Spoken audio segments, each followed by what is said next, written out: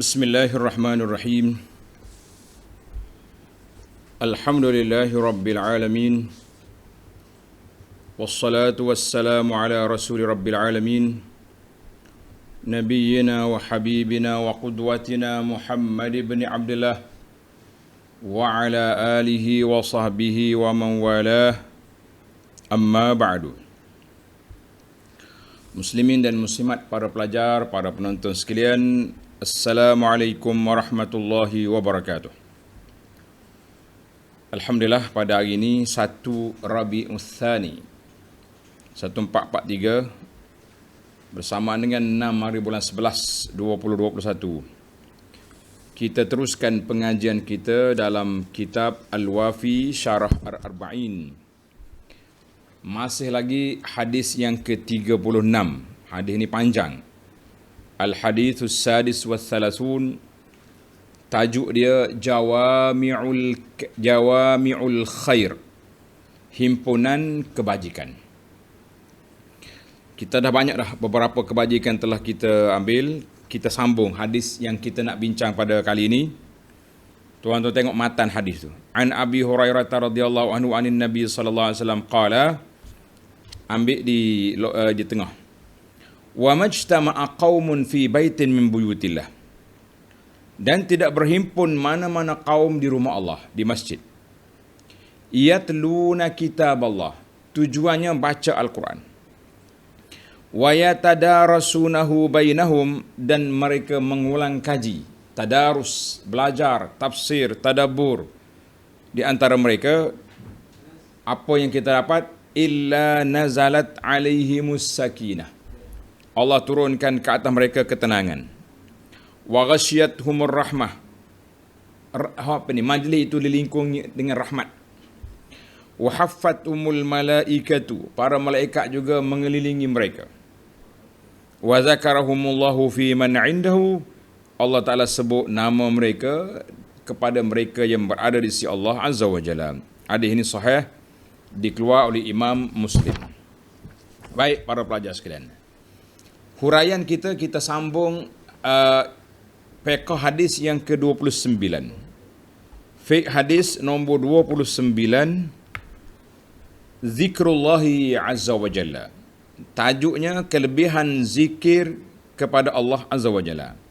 Tajuk kita pada kali ini iaitulah kelebihan zikir. Zikir kepada Allah Azza wa Jalla adalah sebesar-besar ibadah. Karena itu firman Allah Ta'ala, a'udzubillahi minasyaitanir rajim, utlu ma uhiya ilaika minal kitabi wa aqimis salah, innas salata tanha 'anil fahsya'i wal munkar, wa la dzikrullahi akbar, wallahu ya'lamu ma tasna'un. Bacalah apa yang telah diwahyukan kepadamu, iaitu kitab Al-Quran. Dan dirikanlah salat. Sesungguhnya salat itu mencegah fahsyak, perkara keji, perbuatan keji dan mungkar. Dan sesungguhnya mengingati Allah. Wala zikrullah, mengingati Allah. Sama ada salatnya, zikirnya, baca Qurannya adalah lebih besar keutamaannya daripada ibadat-ibadat yang lain. Dan Allah Ta'ala mengetahui apa yang kamu kerjakan. Surah Al-Ankabut ayat 45. Yang demikian itu adalah disebabkan mengingati Allah menyebabkan seorang insan itu beriltizam. Maknanya beriltizam itu beramal dengan syariat Allah di dalam setiap keadaannya. Beliau merasakan bahawa Allah sentiasa mengawasi dan memerhatikannya. Maka jadilah perasaannya itu sebagai pemerhati bagi dirinya. Kerana yang demikian, segala tindak tanduknya menjadi betul dan baiklah keadaannya di antaranya dengan Allah dan juga hubungannya dengan manusia. Oleh sebab itu, Allah Ta'ala memerintahkan seorang Muslim itu supaya sentiasa mengingati Allah dalam semua keadaan. Allah Ta'ala perintah kepada kita, ingat ke Tuhan dalam semua keadaan. Ya ayyuhalladzina amanu zkurullaha zikran katsira wasabbihuhu bukratan wa asila. Wahai orang-orang yang beriman, ingatilah Allah dengan sebanyak-banyaknya dan bertasbihlah dengan memujinya pada waktu pagi dan petang. Surah ini suratul Ahzab ayat 41 dan 42 yang memang kebetulan pun kita sekarang ni sedang tafsir surah Al-Ahzab pada waktu pagi. Dia ada kaitan. Biasanya dia ada yang malam dengan yang pagi tu, masya-Allah, ada orang panggil belaga tu. Tajuk dia tu. Baiklah. Kita berpindah kepada, anda tak baca semua, saya baca tajuk besar saja. Yang ke-30, khairu zikrin. Sebaik-baik zikir iaitulah kitab Allah Azza wa Jalla. Kalau kita nak cari sebaik-baik zikir, kitab Allah, Al-Quran. Dan sebaik-baik perkara bagi seorang itu untuk mengingati Allah adalah perkataannya, firman Allah, kalam Allah yang telah diturunkan kepada Nabi Rasul pilihannya Muhammad sallallahu alaihi wasallam.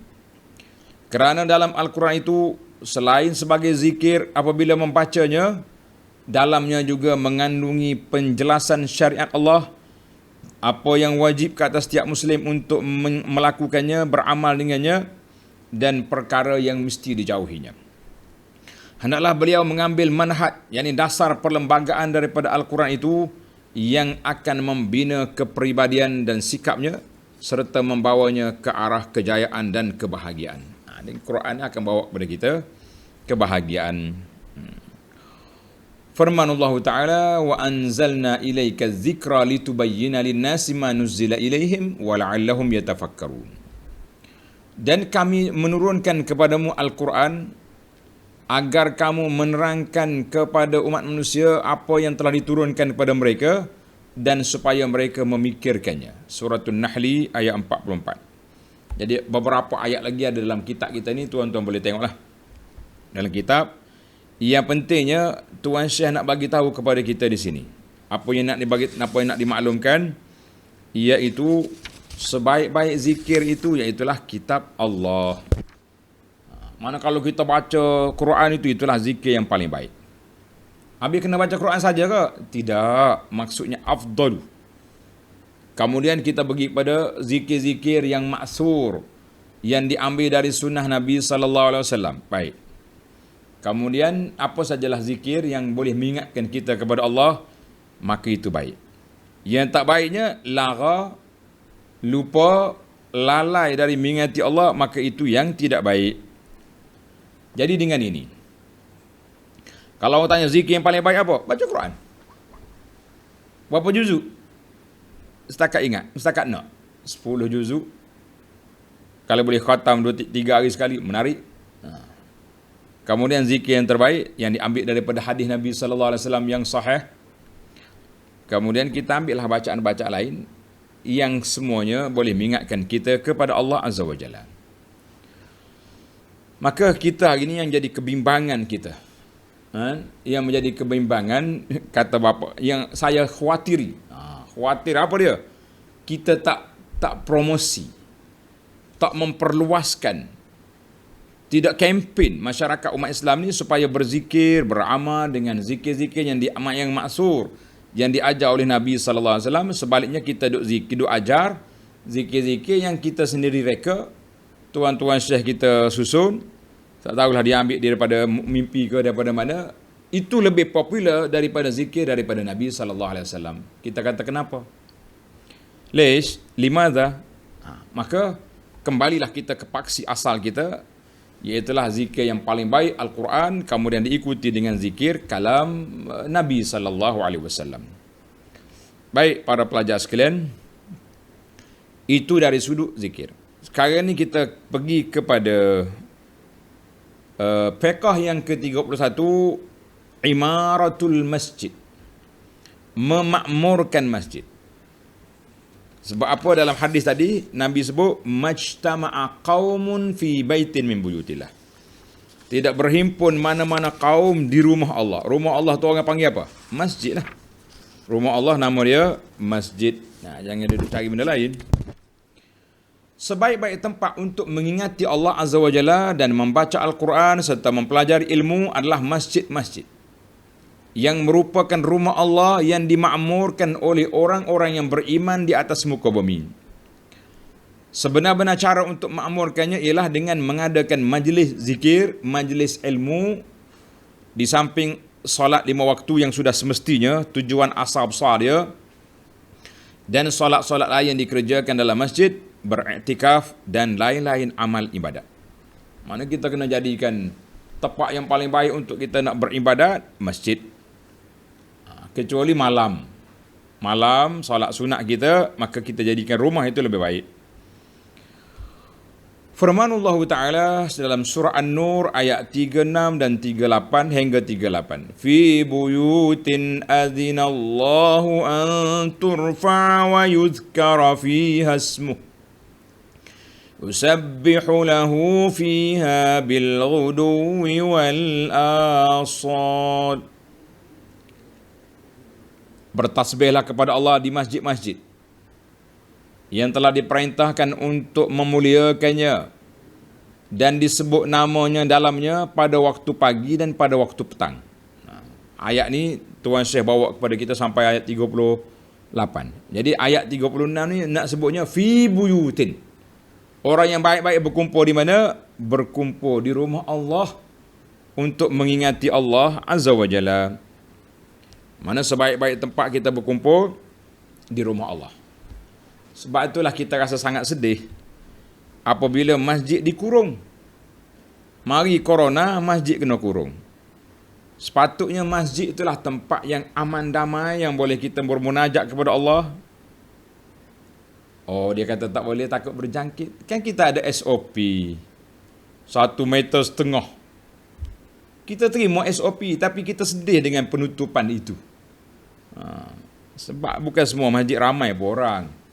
Ada setengah masjid ni besar, orang solat jemaah 50 orang, 100 orang. Dan ada setengah masjid sampai hari ni belum lagi dibenarkan untuk berkuliah. Majlis ilmu tidak dibenarkan dalam masjid. Habis kalau buat di dewan-dewan, di dewan yang terbuka di hotel boleh, walaupun dengan penjarakan, tapi dalam masjid tidak dibenarkan. Jadi rugilah kita. Di situlah tempat umat Islam berkumpul mencari rahmat. Seperti yang sebut dalam hadis ini, ada 4 kelebihan berkumpul dalam masjid untuk mendapat ilmu. Baik. Maka kita orang beriman, bagaimana kita nak kumpulkan, bagaimana kita nak imarahkan masjid, solat berjamaah, hudur majalisil ilmi, mengadakan majlis ilmu di masjid, dan juga majlis baca Quran, tadarus, berzikir. Itu kita duduk di masjid. Iktikaf lama-lama lagi baik.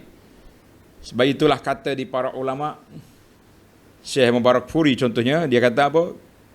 Bandingan orang mukmin dengan masjid. Tuan-tuan tulis kata-kata hikmah ni. Bandingan orang mukmin dengan masjid seperti ikan dalam air. Ikan boleh duduk dalam air, happy tak happy dia? Oi, happy sangat-sangat. Rumah dia dalam air tu. Bandingan orang munafik dalam masjid seperti burung dalam sangkar. Burung dalam sangkar ni dia terbuka pintu, terbang selalu lagi tu, keluarlah tu. Jadi kita ni jadilah seperti orang mukmin, seperti ikan dalam air, jangan jadi seperti burung dalam sangkar. Pergi masjid bukan nak balik cepat. Pergi awal, i'tikaf, baca Quran, zikir. Ada majlis ilmu, tunggu, belajar. Jadi munafik macam burung dalam sangkar. Terbuka pintu, terbanglah lagi dia. Kita pun habis solat je, tak ada dah, hilang dah. Ada setengah orang macam tu. Dia pergi masjid awal, tapi majlis ilmu lari. Tak mau dengar. Duduk mana? Duduk buah kat belakang. Kita kata Masya Allah. Dia ambil separuh je. Pergi solat, tapi tak mau belajar. Orang buka halaqah ngaji Quran, tak masuk. Allah. Tapi kalau buka zikir yang pelik-pelik, lompat-lompat, ramai pula datang. Kalau bergendang dalam masjid, lagi ramai, kita kata itulah ujian Allah. Kalau ada majlis zikir bertepatan dengan kehendak nafsu, mendapat perhatian. Kalau cakap zikir biasa, masing-masing bawa diri, baca Quran, tak dapat sambutan. Sebab apa? Tidak disokong oleh Pak Tan. Baik. Itu di antara arahan Allah Azza wa Jalla kepada kita. Kita berpindah kepada ayat Peqah 32, ibadatun munfaridatun wa syafi'. Baca Quran itu adalah merupakan satu ibadat infiradi. Infiradi ini mana secara peribadi. Seorang-seorang kita boleh baca. Kalau ada waktu kita nak mengaji, itu ramai-ramai. Belajar talaqi dengan guru, syafahi, itu kena belajar dengan guru. Waktu kita nak belajar seorang ya. Ataupun kita nak tadaruh ramai-ramai, boleh. Maknanya boleh. Dan peminta syafaat yang diterima syafaatnya. Siapa dia? Quran ni dia akan beri syafaat kepada kita apabila kita di akhirat esok. Tengok dalam hadis. Telah diterangkan bahawa tilawah Al-Quran adalah merupakan satu ibadah yang diperintahkan dan orang Muslim yang melaksanakannya diganjari dengan pahala.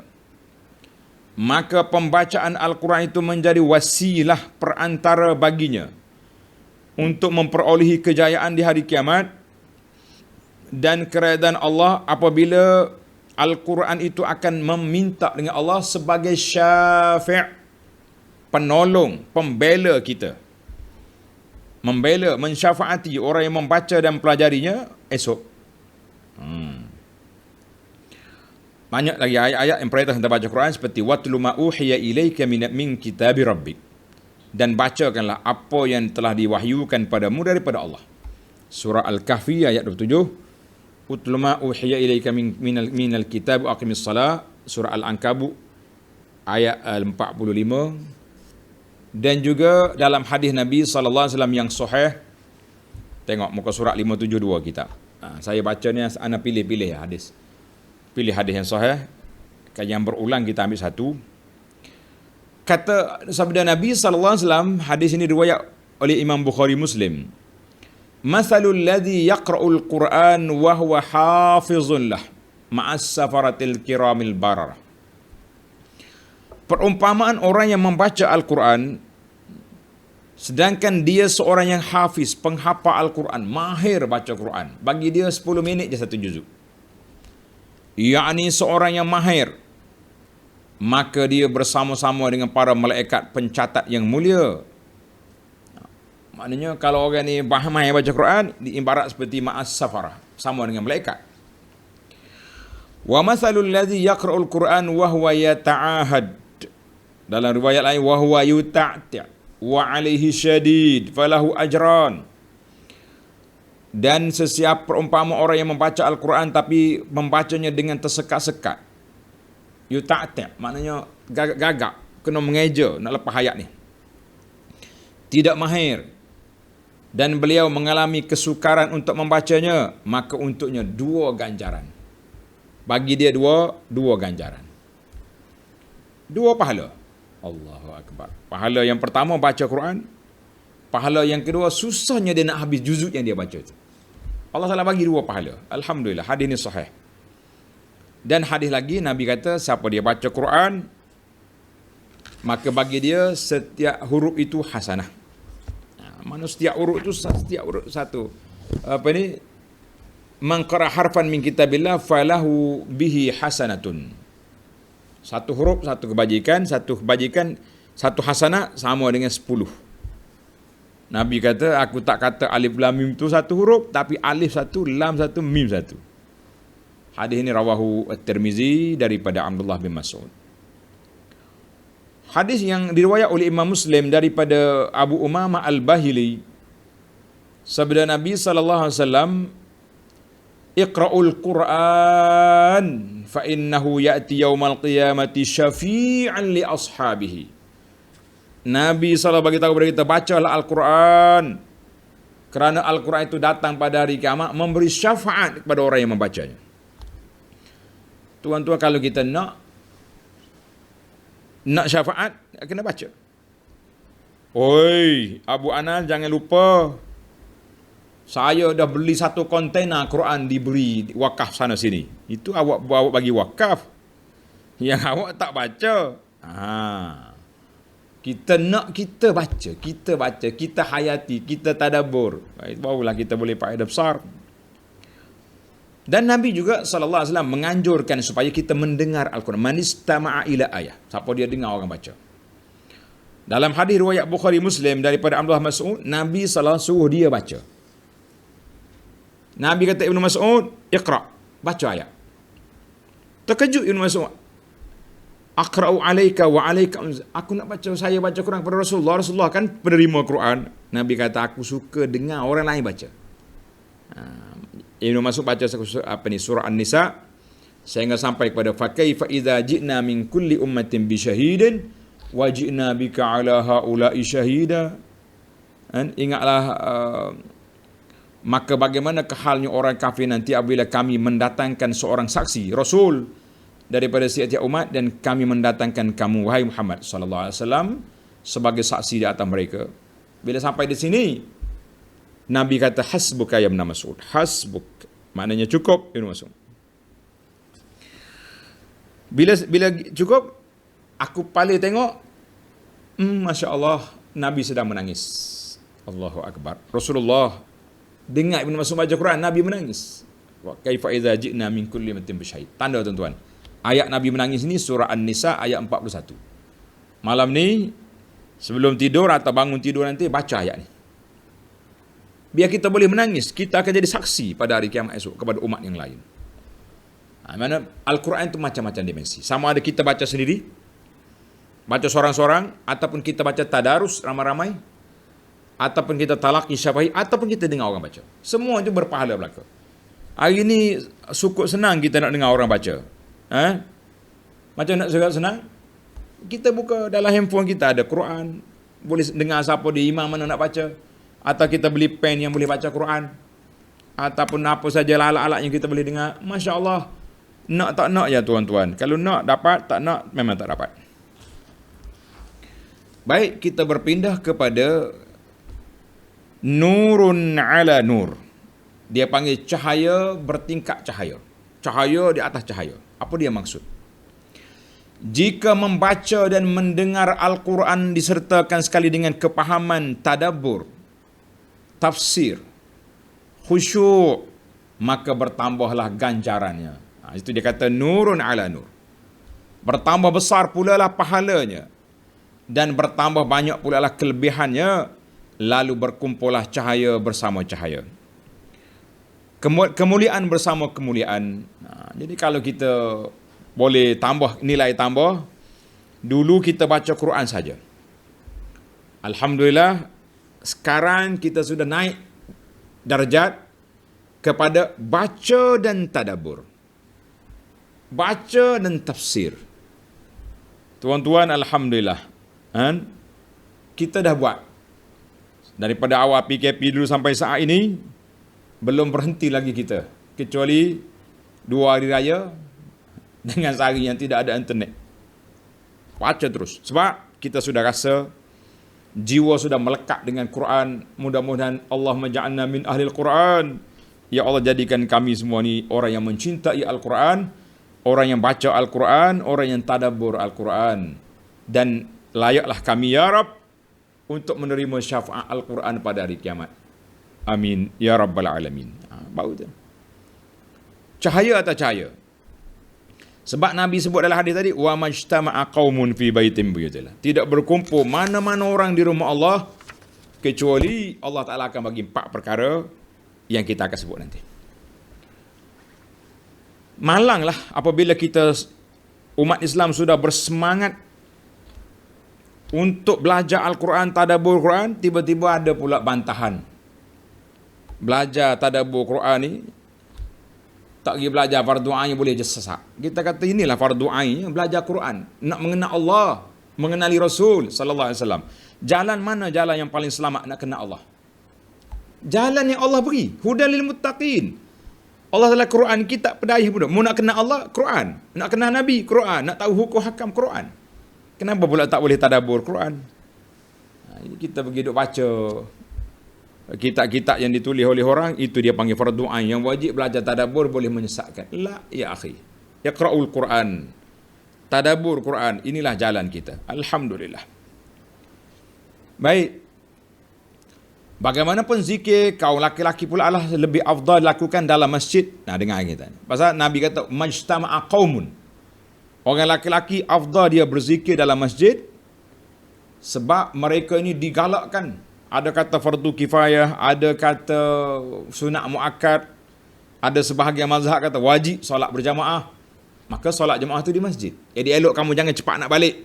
Biar kita jadi ikan dalam air, jangan jadi burung dalam sangkar. Orang mukmin duduk dalam masjid macam mana? Ikan dalam air.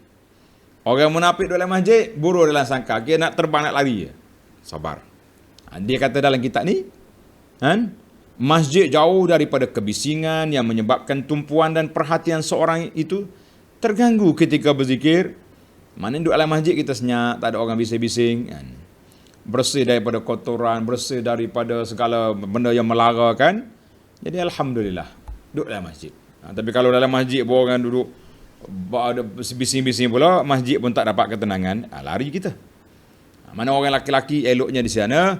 Bagi orang perempuan, kalau dia tak dapat pergi masjid, masyarakat, anak kecil, tak ada siapa nak jaga anak kat rumah contohnya, ibadat di rumah. Tak apa. Suami duduk di masjid, kita berzikir di rumah. Boleh. Alhamdulillah. Tapi kalau dah jadi makcik-makcik, anak-anak pun dah besar, Ustaz, ya. Ni ada orang mengadu. Saya macam mana saya ni tak boleh pergi masjid pula ni. Kenapa? Uzur ke? Mana uzur? Sudah 60 lebih. Kenapa? Cucu. Kita kata Masya Allah, cucu mak dia ada kan. Nenek pergi masjid lah. Cucu bagi sama ibu dia. Ibu kerja cari bibi. Jangan buat nanya ke ibu-ibu kita ni. Saya syorkanlah kepada anak-anak yang ibu-ibu dia duduk keseorangan di kampung, yang berdekatan dengan tempat saya ni, dia pun masih sihat, bawa mari duduk di pondok. Di pondok ni banyak program, solat berjamaah, solat zikir ada, baca kelas Quran ada, baca, Masya Allah. Makna dia happy, dia orang duduk bersahabat, berkawan-kawan dalam majlis ilmu. Menarik. Ni duduk seorang kat rumah apa, duduk tengok cerita TV orang tua buat apa tak, orang panggil talk show dah, hantar mari sini. Alhamdulillah, anak pun tak bimbang, dia duduk ramai-ramai di sini, duduk rumah seorang-seorang. Allahu Akbar. Mana-mana tempat lah, bukan tempat saya saja, maknanya pergi carilah. Rumah ibu kita duduk di tempat di mana, di tempat yang sesuai dengan dia. Baik, kita berpindah kepada fiqh yang ke-34, fadlum minallahi wa ridwan. Limpah kurniaan Allah dan keredaan Allah Azza wa Jalla. Sesungguhnya kurniaan Allah Ta'ala ke atas mereka yang duduk membaca kitab Allah, duduk tadabbur ayat Allah, duduk belajar kalamullah, amat besar sekali. Kerana Allah Ta'ala mengurniakan kepada mereka dengan 4 jenis kemuliaan. Setiap kurniaan itu menjadi petunjuk kepada ketinggian kedudukan dan keadaan mereka di sisi Allah Azza wa Jalla, dan menjadi penjamin untuk mereka terhadap mereka untuk mendapat keredaan dan keampunan Allah serta penerimaannya. Jadi 4 kurniaan itu seperti berikut. Tengok, yang pertama Nabi kata tadi, majtama'a qaum fi baitillah illa yatluna kitab Allah wa yatadarusuna illa nazalat alaihimus sakinah. Tulis, yang pertama ketenangan as-sakinah turun ke atas mereka. Siapa nak tenang, bukan pergi ke disko, bukan beli mikrofon nyanyi sendiri karaoke, la, masjid, majlis ilmu, tenang. Rawal Bukhari, Imam Bukhari meriwayat daripada Al-Bara' bin Azib radhiyallahu, qara'a, seorang laki-laki baca surah Al-Kahfi. Dia baca atas rumah dia surah Al-Kahfi. Tepi rumah dia tu ada hayawan dia. Hayawan dia ada ni. Kuda dia, lalu kuda tu melompat. Dia kata, tanfur. Mata nak lari gitu kuda tu. Maka beliau melihat ke langit dan mendapati gumpalan awan sedang meliputinya. Esok dia mencerita perkara itu kepada Nabi SAW. Nabi kata, "Iqra' ya fulan fa innaha as-sakinatu."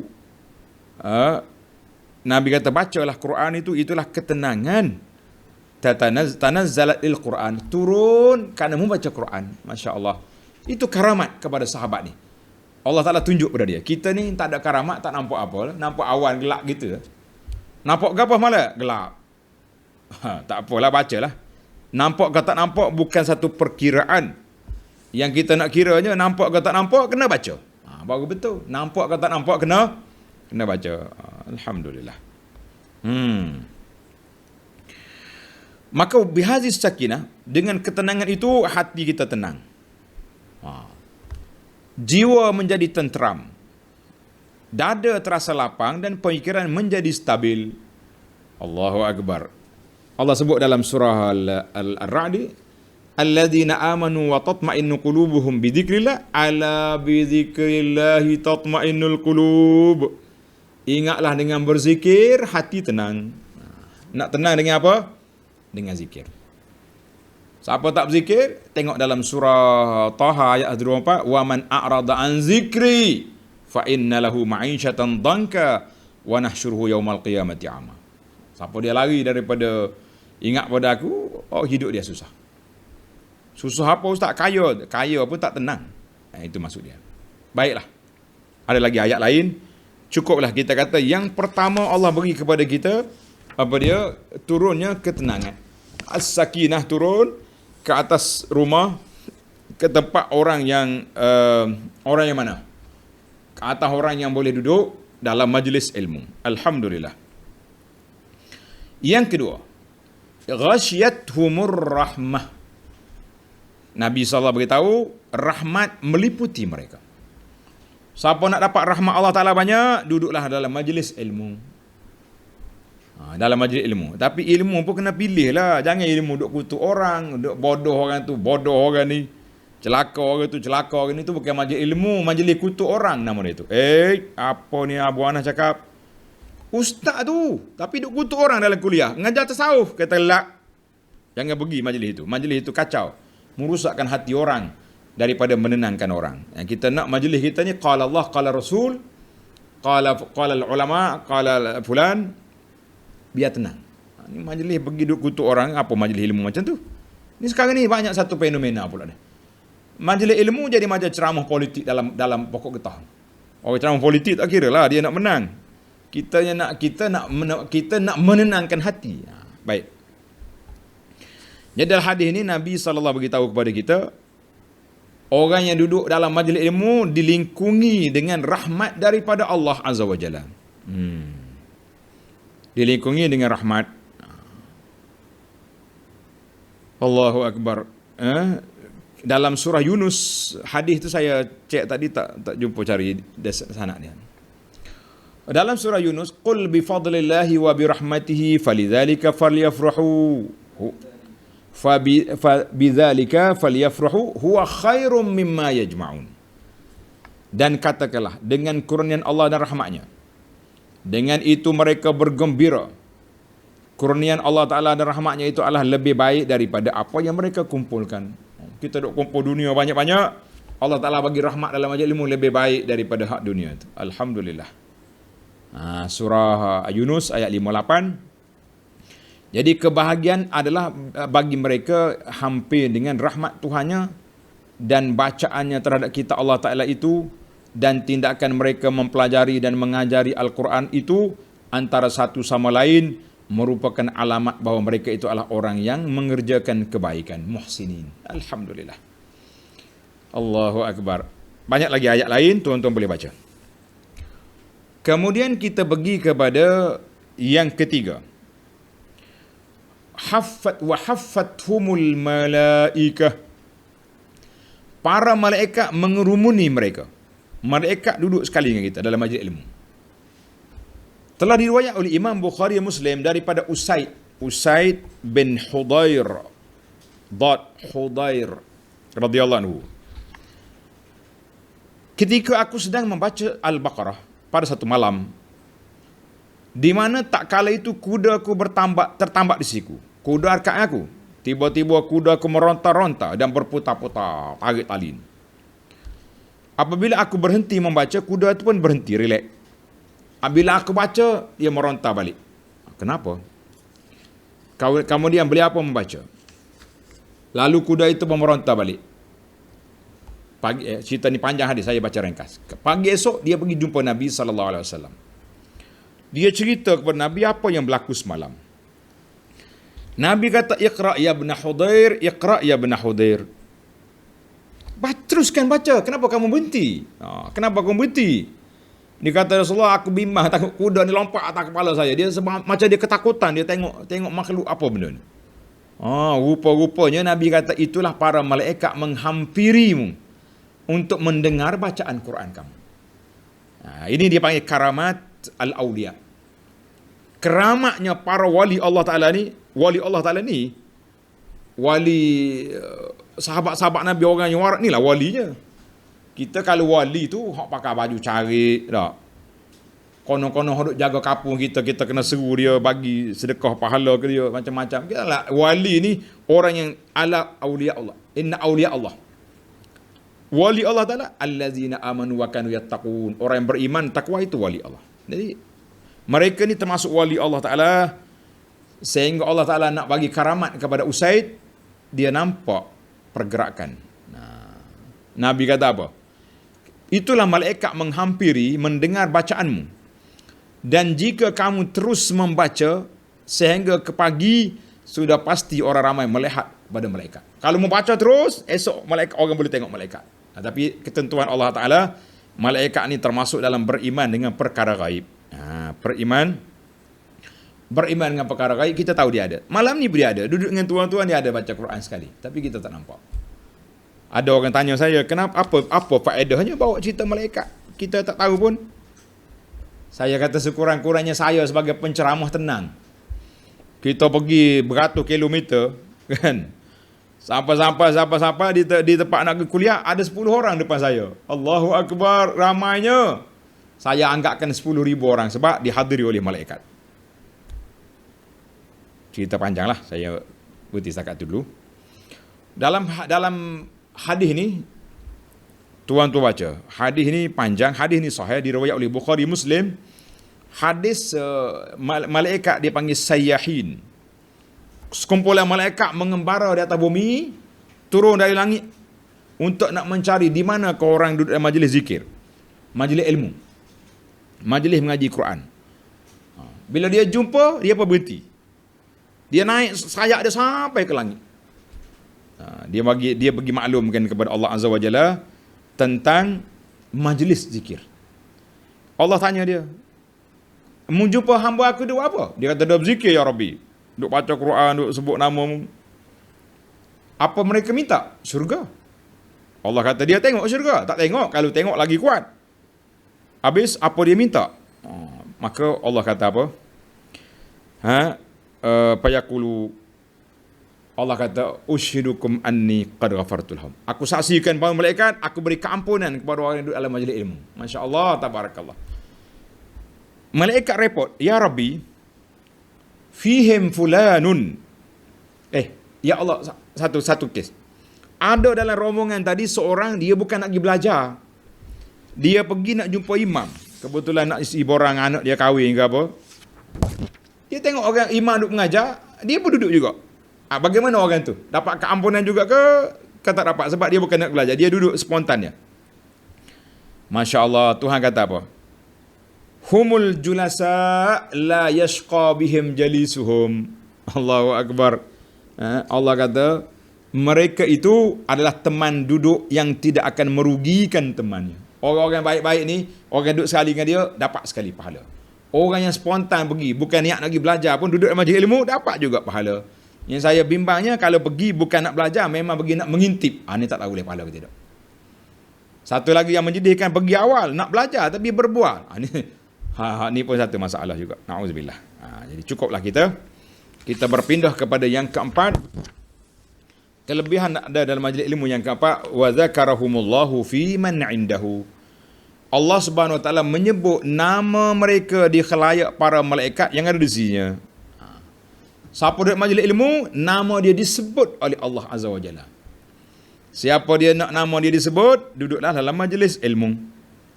Siapa nak nama dia disebut oleh Allah Azza wa Jalla, Duduk dalam majlis ilmu. Kita ni tak usah cakap banyak lah tuan-tuan dan puan-puan. Dalam majlis anugerah, nama kita disebut, penerima anugerah yang terbaik untuk tahun ni, Fulan bin Fulan, dengan pangkat kecemerlangan sekian-sekian. Ui, 3 hari 3 malam tak tidur. Seronok, pegang trofi, pegang piala, pegang sijil. Tuan-tuan dan puan bayangkan, nama kita disebut oleh Rabbul Alamin. Allah yang sebut, Fulan ada dalam majlis ilmu. Nak ke tak nak, hadirlah majlis ilmu, pagi, petang, siang, malam, ada majlis ilmu, di situ wujudnya kita. Barulah nama kita banyak kali disebut oleh Allah Azza wa Jalla. Alhamdulillah. Jadi para pelajar sekalian, itulah beberapa ayat Quran yang disebut dalamnya, fazkuruni azkurkum washkuruli wala takfurun. Kerana itu ingatlah kamu kepadaku, nescaya aku ingat pula kepadamu, dan bersyukurlah kepadaku, nescaya aku dan janganlah kamu mengingkari nikmat aku. Allah Taala suruh kita ingat Allah banyak. Dia panggil cinta berbalas. Fazkuruni azkurkum. Mu ingat aku ingat kamu.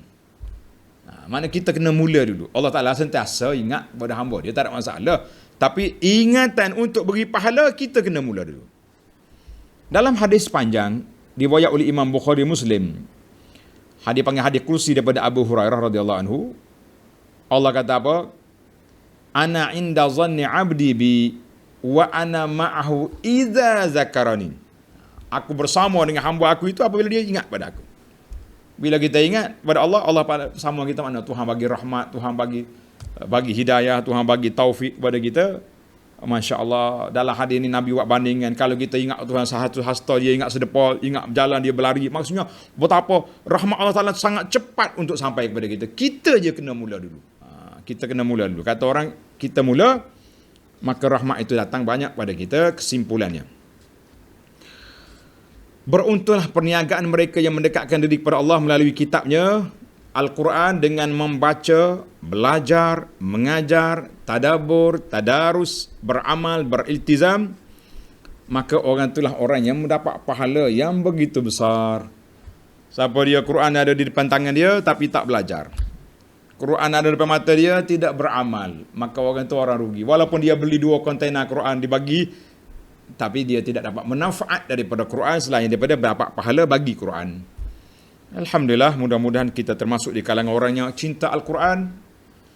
Allahumma ja'al Qur'ana rabi'a qulubina. Ya Allah, jadikan Quran itu sebagai musim bunga yang menceriakan hidup kami, menghilangkan segala duka cita kami, menghilangkan susah hati kami, dan menjadi pemandu kami untuk sampai ke syurga-Mu ya Rabbal Alamin. Wa sallallahu ala nabiyyina Muhammad wa ala alihi wa sahbihi ajma'in. Subhana rabbika rabbil izzati amma yasifun wa salamun alal mursalin walhamdulillahi rabbil alamin.